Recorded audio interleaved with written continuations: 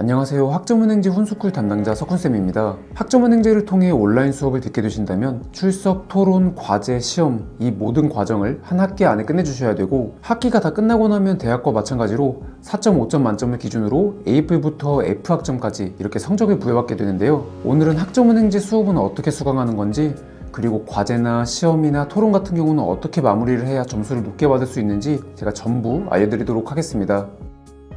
학습 계획을 다 세우신 다음에 원하는 과목을 수강 신청하셨다면 개강일부터 강의를 들어주시면 되는데요. 한 학기는 총 15주 과정으로 대략 한 4개월 정도의 기간이 소요됩니다. 이 기간 안에 이제 출석, 토론, 과제, 시험 전부 해주셔야 되는 거죠. 먼저 출석 방식은 간단합니다. PC나 노트북이나 태블릿이나 스마트폰을 통해서 언제 어디서든 강의를 들으실 수 있고, 내가 신청한 과목들이 매주 일주일에 한 번씩 녹화된 강의로 업로드되면 강의가 그렇게 올라온 시점을 기준으로 14일 이내로 강의를 수강해 주신다면 출석으로 인정받을 수 있는데요. 예를 한번 들어보겠습니다. 내가 3월 5일 수요일부터 시작하는 7개의 강의를 신청했다고 가정했을 때 3월 5일에 7개의 녹화된 강의가 올라오면 그 강의는 3월 19일까지가 출석 인정 기간이 됩니다. 이렇게 3월 5일에 1주차 강의, 3월 12일에 2주차 강의, 이렇게 15주차까지 강의가 쭉 올라오니 참고해 주시면 되고, 한 개의 과목당 한 1시간 정도의 강의 시간을 갖고 있고, 이어듣기, 끊어듣기 전부 가능하니까 시공간 구애 없이 강의가 수강이 가능하다는 점도 참고해 주셨으면 좋겠습니다.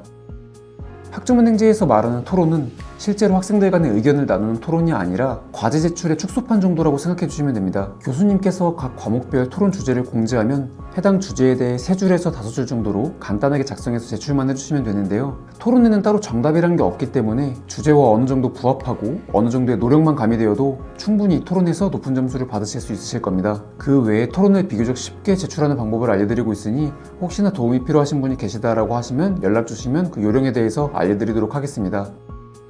토론과 다르게 비교적 점수 배점이 높아서 조금 신경 써서 제출해 주셔야 되는 부분이 바로 과제입니다. 보통은 중간고사 시험을 보기 이전에 과제 주제가 공지되고, 그리고 제출 기간은 약 한 달 정도입니다. 이것도 토론과 마찬가지로 각 과목별로 과제 주제가 업로드되면은 그 과제를 과목별로 각각 따로따로 제출해 주셔야 하는데요. 토론과 다르게 과제는 한글 파일을 기준으로 3페이지 이상의 분량을 작성해서 제출해 주셔야 합니다. FM 방식부터 설명드리자면, 과제 주제에 맞는 논문이나 책, 기사, 통계 자료를 토대로 글을 구성하고 인용 출처를 명백하게 밝힌 상태로 교수님이 지정해 주신 양식에 맞춰 작성해 주시면 되는데요. 하지만 학점은행제를 진행하시는 학습자분들께서 과제 제출을 이렇게 어렵게 하시는 걸 원하시는 분들은 많지 않을 겁니다. 그러다 보니 수업을 듣는 각각의 교육원에서 저 같은 플래너들이 학습자분들한테 과제에 맞는 참고문헌, 그리고 완성되어 있는 레포트 자료를 보내드리면서 약간의 요령껏 수정하신 다음에 제출하는 방법을 대부분 알려드리고 있으니까 과제도 그렇게 어렵지 않게 제출이 가능하다라는 점도 참고해 주셨으면 좋겠습니다.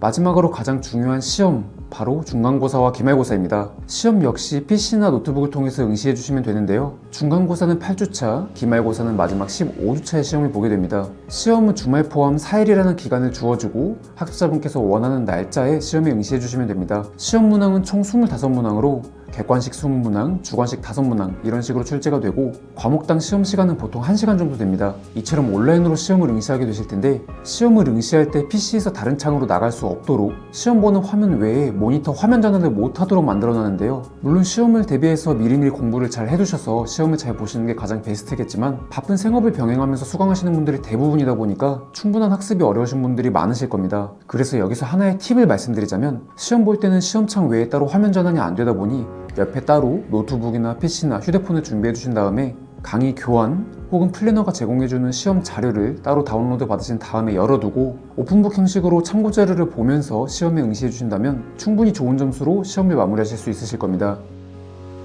마지막으로 정리해보자면, 강의는 매주 올라오고 출석은 강의 업로드 후 14일 이내로만 수강, 토론은 3줄에서 5줄 정도로 간단히 작성해서 제출, 과제는 3페이지 이상 정성껏 제출, 시험은 오픈북을 활용, 이 정도만 참고해 주셔도 누구나 어렵지 않게 학점은행제 강의 수강이 가능합니다. 오늘은 이렇게 온라인 수업을 듣는 방식과 팁이 될 만한 내용에 대해서 간단하게 말씀드렸는데요. 이해되지 않는 부분이 있으시거나 학습 과정에 대한 도움이 필요하신 분이 계시다면 위에 나와 있는 제 카카오톡 아이디를 통해서 연락을 남겨주신다면 제가 준비 과정에 대해서 도움을 드릴 수 있도록 하겠습니다.